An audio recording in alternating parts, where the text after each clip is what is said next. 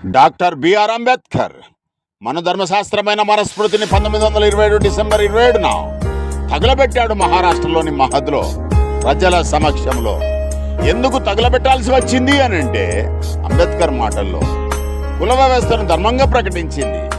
స్త్రీలకు పురుషులతో సమానమైన హక్కులు లేవు.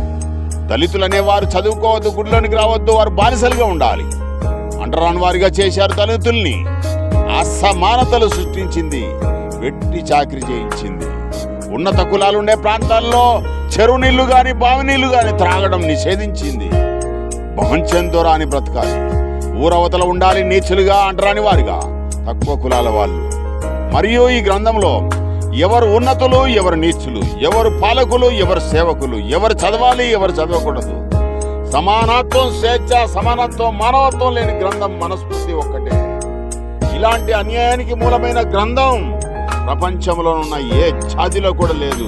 అందుకే తగలబెట్టాడు డాక్టర్ బిఆర్ అంబేద్కర్. దీనినే మోదీ, అమిత్ షాలు మళ్ళీ ప్రవేశపెట్టాలని పథకాలు వేస్తున్నారు. ఇప్పటి రాజ్యాంగం బదులు ఇప్పటికి మన వాళ్లే రాజకీయంగా ఎదిగి ఉన్నత స్థితిలో ఉంటూ వారి మోచేతి నీళ్లు తాగుతూ వారి ఎంగిలి మెతుకులు తింటూ కాలం గడుపుతున్నారు స్వార్థంతో.